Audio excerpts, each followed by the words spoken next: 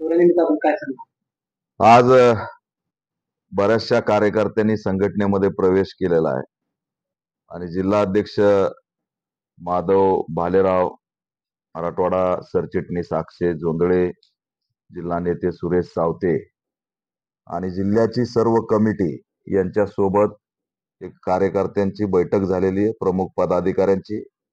आणि या नांदेड जिल्ह्यामध्ये जेवढ्या काही विधानसभा आहेत त्या विधानसभांचा आढावा घेण्यात आलेला आहे.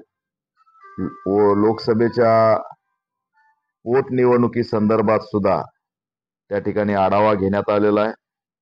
आणि 4 तारखेनंतर आम्ही अनेक ठिकाणी जे काही पाठिंबा देणार आहेत, जे संविधानवादी आहेत, आरक्षणवादी आहेत, मानवतावादी आहेत, त्यांची एक यादी काढून परत एकदा आम्ही त्यांना पाठिंबा देण्यासाठी भूमिका घेणार आहे. माहेर या ठिकाणी आपली उमेदवारी जाहीर झाली, त्याबद्दल आपण काय? हो, परिवर्तन महाशक्ती आघाडीचे आम्ही अलायन्स घटक झालो.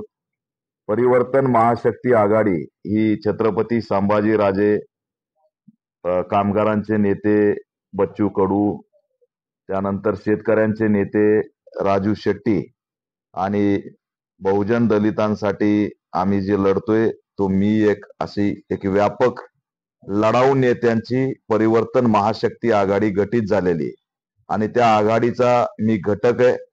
आणि त्या आघाडीच्या माध्यमातून आम्ही जागा काही मिळवलेल्या आहेत. त्यात केजची जागा आहे, त्यात माझी मेहकरची जागा आहे आणि मेहकर मधून मी स्वतः त्या ठिकाणी उभा आहे. आणि नक्कीच ही ताकद मोठी आहे आणि विजयाची शक्यता दाट असल्यामुळे येणाऱ्या काळात आम्ही त्या ठिकाणी मोठ्या प्रमाणात काम करतोय. या ठिकाणी मराठा बांधव सुद्धा आपल्याला अतिशय मोठ्या प्रमाणात आणणारा वर्ग आहे आणि त्यांची प्रतिक्रिया तुम्हाला भावूक याच्यामध्ये मदत होईल का या मेहर विधानसभेमध्ये? मराठा समूहाचं जे काही आंदोलन आहे त्या आंदोलनाला माझा कायम पाठिंबा राहिलेला आहे. आणि विशेष जर तुम्ही लक्ष देऊन बघितलं तर मी एकमेव असा तरुण नेता होतो, आंबेडकरी नेता, की जेव्हा मनोज जरांगेंच्या राजकीय भूमिकाची कसलीही शक्यता नव्हती. म्हणजे जिजाऊंच्या लेकीवरती पोलिसांनी जो हल्ला केला, गृहमंत्री देवेंद्र फडणवीसच्या शासनामध्ये हा हल्ला झाला आणि त्यांचं जे काही रक्त निघलं ते माझ्यासारख्या संवेदनशील आंबेडकरवादी नेत्याला सहन झालं नाही. आणि तेव्हापासून मी त्यांच्या आंदोलनामध्ये सक्रिय होतो, सक्रिय आहे.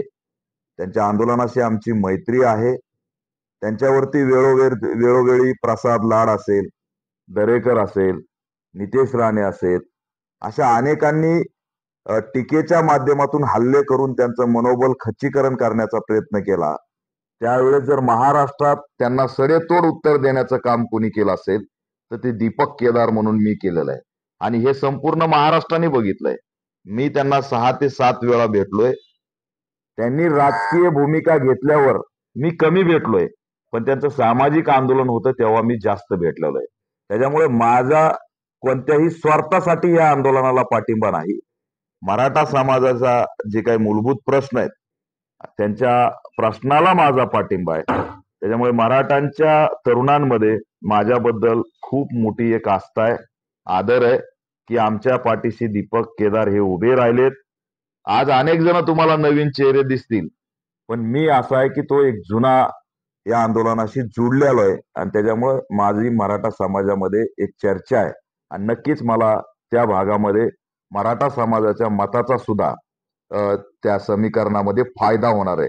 तिथं मुस्लिम मोठ्या प्रमाणात आहेत, दलित मोठ्या प्रमाणात आहेत, आदिवासी मोठ्या प्रमाणात आहेत आणि मी प्रत्येक घटकासाठी वेळोवेळी लढत आलेलो आहे.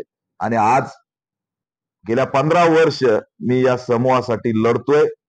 त्यांना आता माझ्यासाठी लढण्याची वेळ आलेली मला या ठिकाणी शाश्वती आहे की मराठा समूह माझ्या पाठीशी नक्कीच उभा राहील. या ठिकाणी मनोज जरांगे आणि तुमच्यामध्ये कोणत्या गोष्टीवर चर्चा झाली याच्याबद्दल काय सांगू शकता? नाही, त्याला सामाजिक राजकीय चर्चा कमी झाली, पण सामाजिक आंदोलनाबद्दल चर्चा झाली. जिजाऊंच्या लेकीवरती हल्ला झाला त्यावेळेस मी त्यांना सपोर्ट करायला गेलो. मध्ये उपोषणामध्ये कोणताही नेता त्यांना भेटायला जात नव्हता. आधी नेत्यांची गर्दी होती, पण जे शेवटचं उपोषण झालं ते निग्लेक्ट केलेलं उपोषण झालं. त्यावेळेस मनोज जरांगेंना कुणीही भेटायला जात नव्हतं. त्या ठिकाणी मी भेटायला गेलो, तोही सामाजिक उद्देशाने भेटायला गेलो. आणि आता शेवटी बिश्नोईच्या माध्यमातून काही वेळेला जात नव्हतं, त्या ठिकाणी मी भेटायला गेलो, तोही सामाजिक उद्देशाने भेटायला गेलो. आणि आता शेवटी बिश्नोईच्या माध्यमातून काहीतरी मनोज जरांगे यांना धमकी आली, त्या अनुषंगाने सुद्धा त्यांचं बळ वाढवण्यासाठी की मी तुमच्या पाठीशी हे सांगायला भेट झालेली आहे. त्याच्यामध्ये राजकीय चर्चा आमची झालेली नाही. आम्ही सामाजिक मुद्द्यावर आहे आणि माझी राजकीय भूमिका छत्रपती संभाजी राजे यांच्यासोबत, बच्चू कडू यांच्यासोबत, राजू शेट्टी यांच्यासोबत आहे आणि मनोज जरांगे यांच्या आंदोलनासोबत माझी मैत्री आहे. या ठिकाणी सर्व मराठवाड्यातील पदाधिकाऱ्यांना व मराठा समाजा बांधवांना काय आव्हान राहील आपल्या काय प्रस्थापितांना रोखण्याची ही सर्वात मोठी संधी आहे. त्यामुळे घराणेशाही, कुटुंबशाही यांनी हा जो महाराष्ट्र संपवलेला आहे. आता तुम्ही भोकरचं चिन्ह बघितलं तर माझी मुलगी आहे म्हणून ती उभा आहे, पण तिचं कार्यकर्तृत्व किती हे असणारं लोकांना प्रश्न विचारण्याची सुद्धा धमक नाही. आज जर तुम्ही महाराष्ट्राच्या उमेदवारीच्या यादीत बघितलं तर मंत्र्यांचे पोर आहेत, मंत्र्यांचे नातू आहेत, चुलत्यांचे पुतणे आहेत, त्या ठिकाणी चुलते आहेत, कुणाच्या नाती आहेत, कुणाची नात आहे. त्या संगमनेरला एक नात आताच मोठ्या प्रमाणात व्हायरल झाली. ते सुनियोजितपणे व्हायरल करतात कारण महाराष्ट्रामध्ये त्यांना गाजायचं असतंय. तर ते सगळ्यांचे लेकरं आता पुढे आलेले आहेत. आणि ऊसतोड मजुरांचा पोरगा मी आहे, शेतकऱ्यांचे पोरं आम्ही सतरंजा उचलण्याच्याच त्या ठिकाणी भूमिकेत असावं असं प्रत्येकांना वाटतं. तर हे चित्र कुठंतरी बदललं पाहिजे. 24 कारखानदारांना तिकीट मिळालेलं आहे. 24. आता ही 24 कारखानदार आणि 10-10, 20-20, 15-15 कोटी देऊन जर तिकीट मिळत असतील तर इथं सामाजिक कार्यकर्त्यांचा निभाव काय लागणार आहे? त्यामुळे ही लोकशाहीची एक प्रकारे हत्या आहे. लोकशाहीला कैद करण्याचं हे एक प्रकारे षडयंत्र आहे.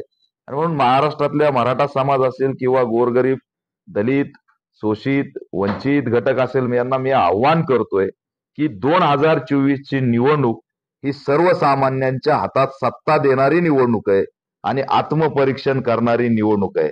तुम्ही तुमचा वापर होऊ देऊ नये यासाठीची ही महत्वाची या ठिकाणची भूमिका आहे. आपण जर उमेदवारी या ठिकाणी ते काय असते ना, परिवर्तन काय घडून येणार आपल्या नाही, याच्यामध्ये परिवर्तनासारखं खूप आहे. खाजगीकरणात आरक्षण आलं पाहिजे, कंत्राट बेस रद्द झालं पाहिजे, शिक्षण हे मोफत मिळालं पाहिजे, आरोग्य हे मोफत मिळालं पाहिजे. आमच्याकडे मी कायम सांगतोय की अंबानीसाठी वेगळं हॉस्पिटल आणि इथल्या गरिबांसाठी वेगळं हॉस्पिटल. मतदानासाठी तुम्हाला एका रांगेत उभं राहावं लागतं. मग तो अंबानी असला तरी त्याला रांगेत उभं राहावं लागतं, अमिताभ बच्चन असला तरी त्याला रांगेत उभं राहावं लागतं. पण आरोग्याचा मात्र विषय आला की मात्र अंबानी वेगळ्या हॉस्पिटलमध्ये असतो आणि गरीब त्या ठिकाणी सरकारी रुग्णालयामध्ये असतो. ज्या दिवशी अंबानी, अमिताभ बच्चन आणि गरीब माणूस एका बेडवरती आजूबाजूला झोपतील त्या दिवशीच असणारे या महाराष्ट्राचं आणि देशाचं चित्र बदललेलं असेल. आणि तो दिवस येणं महत्वाचं आहे. जर मतदानासाठी एका रांगेत उभा राहत असाल तर समान हक्क सगळ्यांना त्या ठिकाणी आरोग्याचे असतील, शिक्षणाचे असतील, ते मिळाले पाहिजेत. सुनियोजितपणे एक समूह इथं गुलाम राहावा, अशिक्षित राहावा, खितपत पडावा. सरकारी हॉस्पिटलची काय अवस्था आहे?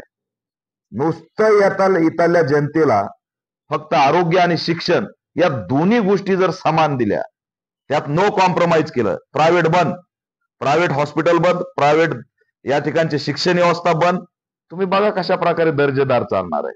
तर या दोन गोष्टी जर मी आणू शकलो, माझी ती भूमिका राहणार आहे. माझ्यासारख्यांनी विधान भवनात जाऊन सामाजिक न्यायाची भूमिका महत्वाची.